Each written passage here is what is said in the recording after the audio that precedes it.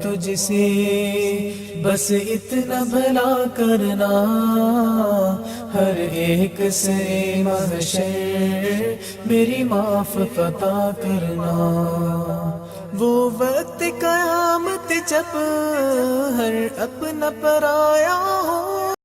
ناظرین گرامی، السلام علیکم ورحمۃ اللہ وبرکاتہ۔ میں ہوں آپ کا میزبان انصار عزیز ندوی، اور آپ اس وقت سیدھی بات کے جاری پروگرام پیغام فرقان کی 26ویں قسط ملاحظہ فرما رہے ہیں۔ ناظرین، آج کی سورہ بقرہ کی آیات 12 اور 13 بھی منافقین کی خصلتوں کا ہی احاطہ کرتی ہیں۔ ہم پہلے ان آیت کی ایک بار تلاوت کرتے ہیں، ساتھ ہی اس کے الفاظ کے انفرادی معانی اور ترجمہ بھی آپ لوگوں کے سامنے پیش کرتے ہیں، پھر اس کے بعد تفسیر پر آتے ہیں۔ یہ ترجمہ تاکہ قرآنی الفاظ آپ کے ذہن نشین ہوتے چلے جائیں کہ ہم جو ترجمہ کر رہے ہیں وہ کن الفاظوں کا ہے۔ پہلے ہم آیت کی تلاوت کرتے ہیں۔ الا انہم هم المفسدون ولکن لا یشعرون وَإِذَا قِيلَ لَهُمْ آمِنُوا كَمَا آمَنَ النَّاسُ قَالُوا أَنُؤْمِنُ كَمَا آمَنَ السُّفَهَاءُ أَلَا إِنَّهُمْ هُمُ السُّفَهَاءُ وَلَكِنْ لَا يَعْلَمُونَ۔ ترجمہ دیکھ لیجئے۔ الا سن رکھو، انہم بے شک وہ، ہم وہی، المفسدون فساد کرنے والے، ولیکن اور لیکن، لا یشعرون وہ نہیں سمجھتے۔ سن رکھو، بے شک وہی لوگ فساد کرنے والے ہیں اور لیکن وہ نہیں سمجھتے۔ اسی طرح اگلی آیتوں کا ترجمہ ہے وَإِذَا اور جب، قیلا کہا جاتا ہے، لہم انہیں یا ان سے، آمینو تم ایمان لاؤ، کما جیسے، آمن ایمان لائے، الناس لوگ، قالو تو وہ لوگ کہتے ہیں، انؤمنو کیا ہم ایمان لائیں، کما جیسے، آمنا ایمان لے آئے، السفہاء بے وقوف، الا سن لو، انہم خود وہ یعنی وہی، انہم خود وہ، ہم وہی یعنی دو بار کہا گیا ہے، السفہاء بے وقوف ہیں، ولیکن اور لیکن نہیں وہ جانتے، وہ اس بات کو نہیں جانتے۔ یہ الفاظوں کا ترجمہ تھا جو آپ لوگوں کے سامنے پیش کیا گیا ہے۔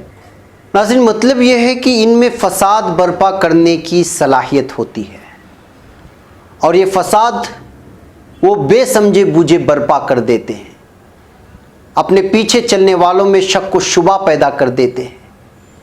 جب ان منافقوں کو صحابہ کی طرح اللہ تعالیٰ پر ایمان لانے کے لیے کہا جاتا ہے، اس کے فرشتوں پر، کتابوں اور رسولوں اور آخری رسول صلی اللہ علیہ وسلم پر ایمان لانے کی دعوت دی جاتی ہے، موت کے بعد جی اٹھنے، جنت و دوزخ کی حقانیت کے تسلیم کرنے کی نصیحت کی جاتی ہے، اللہ اور رسول اکرم صلی اللہ علیہ وسلم کی تابعداری کر کے نیک اعمال بجا لانے اور برائیوں سے رکے رہنے کو کہا جاتا ہے، تو یہ گروہ منافقین ایسے ایمان لانے والوں کو بے وقوف قرار دیتے ہیں اور غرور و تکبر کا مظاہرہ کرنے میں لگ جاتے ہیں، یعنی کہتے ہیں کہ کیا ہم ان بیوقوفوں کی طرح ایمان لے آئیں۔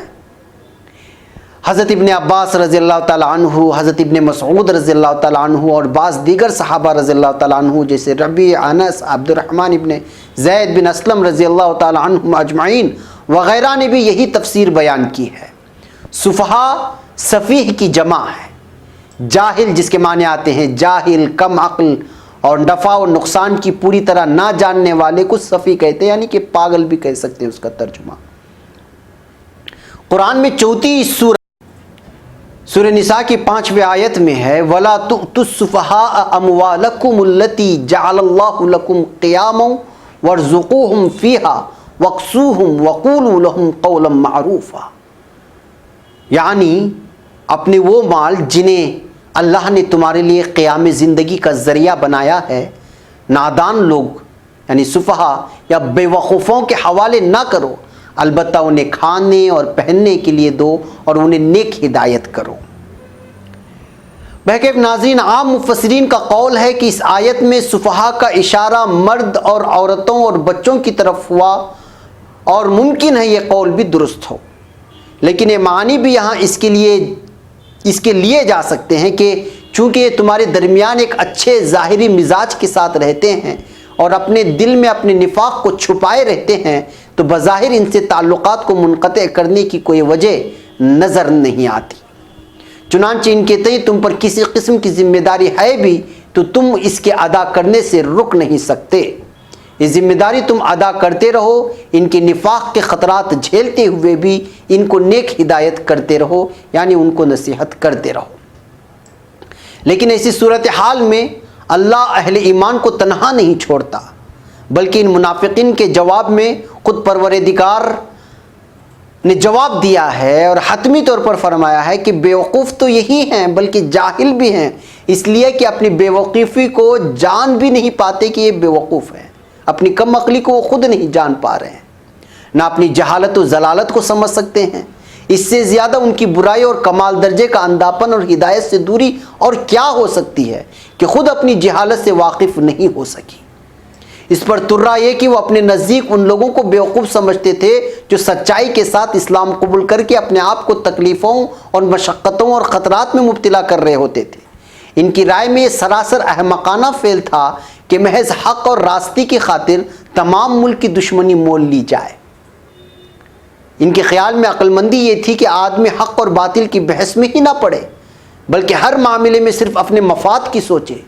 یہ ایک ایسا خطرناک کردار ہے جو اہل ایمان کے لیے زبردست خطرہ ثابت ہو سکتا ہے، جو آج کل کے دنوں میں بھی ہمارے سامنے آ رہا ہے کہ حق بولنے والے کو کفر کا فتویٰ دیا جاتا ہے، ان پر تنقیدیں کی جاتی ہیں اور کہا جاتا ہے کہ فلاں چیز ہے، فلاں چیز ہے، فلاں چیز ہے، جبکہ حق بات کرنے کے بعد ہمیشہ سے آپ کی مخالفتیں ہوئی ہیں۔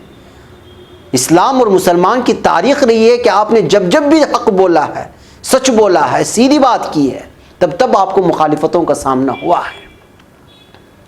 یہ کردار ہم آج کے معاشرے میں بھی واضح طور پر دیکھ سکتے ہیں۔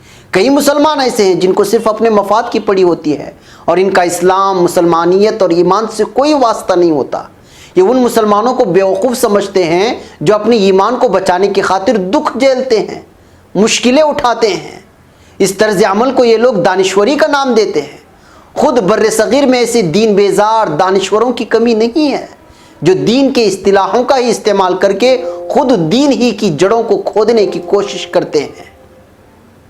جی ہاں ناظرین، اور ان کا طر امتیاز یہ ہوتا ہے کہ یہ باطل قوتوں کے اعلی کار بن کر مسلم سماج میں گھس جاتے ہیں اور ان کی جاسوسی کرنے لگتے ہیں، اور اس کا نام وہ اصطلاح دے دیتے ہیں کہ وہ اصلاح دے دیتے ہیں اور کہتے ہیں کہ اس کی اصلاح کر رہے ہیں، علماء کی اصلاح کر رہے ہیں، مدارس کی اصلاح کر رہے ہیں، دینداروں کی اصلاح کر رہے ہیں۔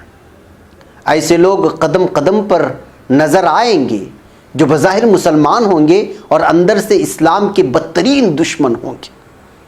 کسی کا نام لے کر بتانے کی ضرورت نہیں ہے، آپ کو اس بات کا اندازہ لگ ہی جائے گا۔ لوگ خوب جانتے ہیں کہ یہ لوگ کون ہیں اور کن مناصب پر اس وقت فائز ہیں۔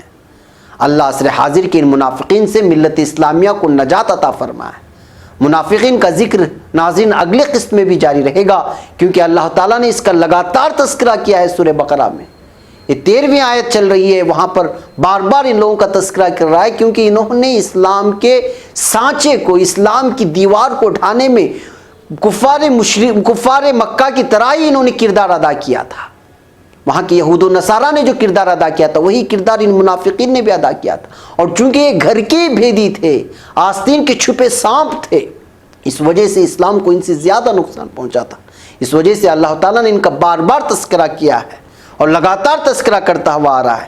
لہٰذا ہم بھی انہی آیتوں کے حوالے سے مزید ان کی چیزوں کو اللہ تعالیٰ نے جو کھول کھول کر کے بیان کیا ہے وہ آپ کے سامنے رکھنے کی کوشش کریں گے۔ اب ہم یہاں پر رک رہے ہیں۔ پیغام فرقان کے ہمارے ایپیسوڈز دیکھتے رہیں، دوسروں تک پہنچاتے رہیں، اور جتنا ہو سکتا ہے اپنے اہل و عیال میں، اپنے دوست و احباب میں، اپنے اہل خاندان میں، پاس پڑوس میں، کالونی میں، شہر میں، بستی میں، ریاست میں، ضلع اور تعلقے میں جہاں تک ہو سکے پہنچانے کی ضرور کوشش کریں۔ اس کا تذکرہ اپنے اہل و عیال اور دوست و احباب سے بھی کریں۔ ہم یہاں پر اجازت دیں۔ السلام علیکم ورحمۃ اللہ وبرکاتہ۔ رب ہے دعا تجھ سے بس اتنا بھلا کرنا، ہر ایک سے محشر میری معاف عطا کرنا، وہ وقت قیامت جب ہر اپنا پرایا ہو،